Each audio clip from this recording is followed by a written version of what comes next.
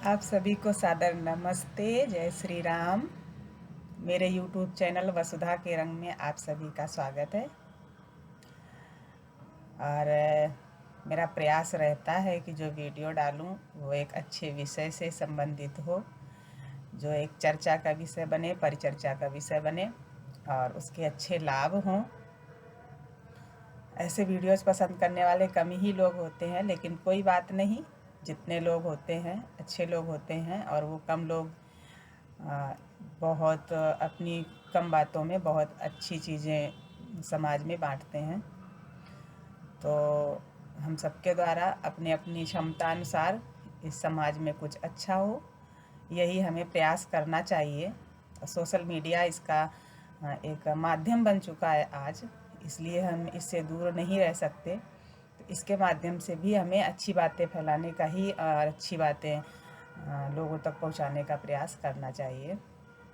आज का जो हमारा विषय है वो गायत्री मंत्र को लेकर है। जैसा कि हम काफ़ी लंबे समय से दशकों से सुन रहे हैं, आजकल जो आचार्य, जो विद्वान व्यासपीठ पर बैठकर भागवत कथा इत्यादि करते हैं, वो बड़े तपाक से बोल देते हैं कि गायत्री मंत्र स्त्रियों को नहीं बोलना चाहिए, या जो पवित्र इत्यादि धारण करने का अधिकार स्त्रियों को नहीं है। तो उनसे मुझे कोई द्वेष भाव नहीं है। वो अपनी कथा द्वारा समाज में एक अच्छा संदेश दे रहे हैं और लोगों का अच्छा मार्गदर्शन कर रहे हैं, एक अच्छी दिशा में लगा रहे हैं लोगों का, बहुत अच्छी बात है। और उनकी महिलाएं भी जो हैं, लाखों की संख्या में उनकी फॉलोअर्स होती हैं, अच्छा है। वो एक आजकल के गलत छिछोरे टाइप के गीत सुनने से अच्छा है कि वो भगवत भजन करें, अच्छे भजन सुने और इस तरह की आस्थाओं से जुड़ें। अच्छा विषय है। और कोई भी यदि व्यासपीठ पर बैठकर एक अपनी संस्कृति की रक्षा की बात करता है, कुछ अच्छे कार्य करता है, जो हमारी संस्कृति के लिए, हमारे समाज के लिए, हमारे धर्म के लिए हितकारी हैं, तो हमें उसका समर्थन भी करना चाहिए। परंतु जब विषय आ जाता है हमारी वैदिक मंत्रों का, हमारी संस्कृति का, सनातन संस्कृति का, और जो वेद, जो कि हमारा सबसे पुराना उदाहरण है हमारे धर्म का, और उससे पुराना कोई उदाहरण नहीं है हमारे पास, जिसे भगवान राम मानते थे, जिसे भगवान कृष्ण मानते थे। गीता में अर्जुन को उपदेश देते समय कहते हैं अर्जुन से कि वेदों में बताया गया है उस राह पर चलो। तो इस तरह से जो वेद हैं वो हमारा मूल हैं। वो वेद जिसके दम पर हमारा देश विश्व गुरु रहा है, और वो वेद जिसकी दम पर हम विधर्मियों को अच्छा सा उत्तर दे पाते हैं, प्रमाण, तर्क, विज्ञान, ज्ञान, हर चीज़ के आधार पर, उसे हमें बिल्कुल नहीं नकारना चाहिए। भगवत भजन, भक्ति भाव सब अच्छी बात है भाव में बहने के लिए और ईश्वर के मार्ग पर चलने के लिए, परंतु हमें जो हमारे प्रमाण हैं उन्हें नकारना नहीं चाहिए। इसी तरह हमारे जो गायत्री मंत्र हैं, वैदिक मंत्र हैं, और इस पर अपना मत उन लोगों को बिल्कुल भी प्रकट नहीं करना चाहिए। अपना मत निर्णयात्मक मत बिल्कुल प्रकट नहीं करना चाहिए जिन लोगों ने वेद नहीं पढ़े हैं, या वैदिक विद्वानों के संपर्क में नहीं रहते हैं, या चर्चा परिचर्चा में शामिल नहीं होते हैं। आप अच्छी बात है, भागवत के द्वारा, कथा के द्वारा मार्गदर्शन करते हैं, परंतु आप वैदिक विद्वान यदि नहीं हैं तो ऐसे मंत्रों पर आप स्त्री समाज को ऐसा उपदेश ना करें, क्योंकि स्त्रियों से ही समाज का निर्माण होता है। आज हमारा स्त्री समाज ही विकृत हो गया है, क्योंकि उसे उचित शिक्षा संस्कार नहीं मिल पा रहे हैं, जिस कारण से उचित संतानों का निर्माण नहीं हो पा रहा है। कहते हैं माता ही प्रथम गुरु होती है।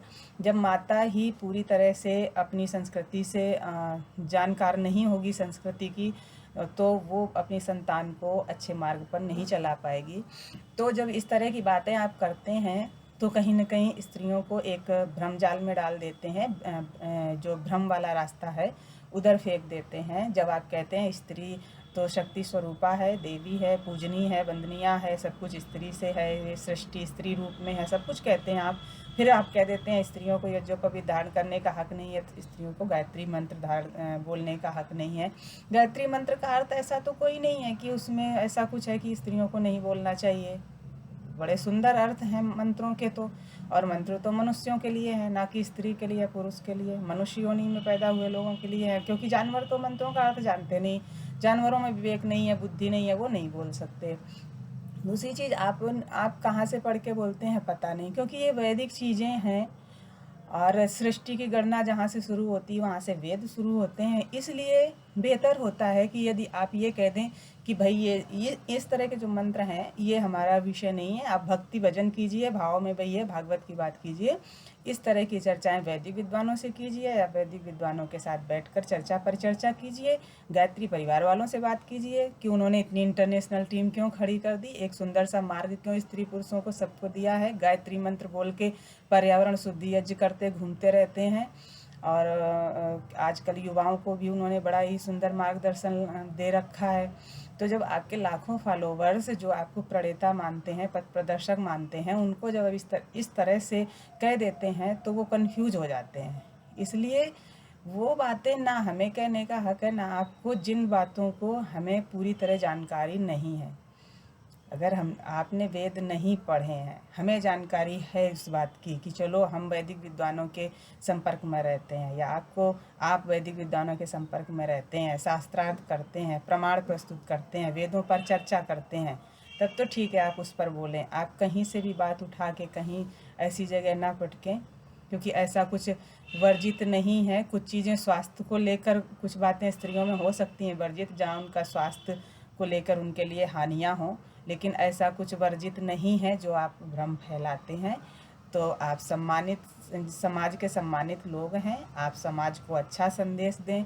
और स्त्रियां भी ऐसे भ्रम ना पालें कि हमें गायत्री मंत्र नहीं बोलना चाहिए, हम स्त्री हैं, हमें हवन नहीं करना चाहिए, पर्यावरण शुद्धि यज्ञ नहीं करना चाहिए। भी हम मनुष्य हैं और मनुष्यों को सारे कर्तव्य पूरे करना चाहिए। और आप स्त्री हैं तो और जानने का अधिकार है आपको, अपनी संस्कृति का बहुत अच्छे से जानने का अधिकार है, चीज़ों को समझने का हक है, ताकि आप समझ के एक नए समाज का निर्माण कर सकें, अपने बच्चों को समझा सकें।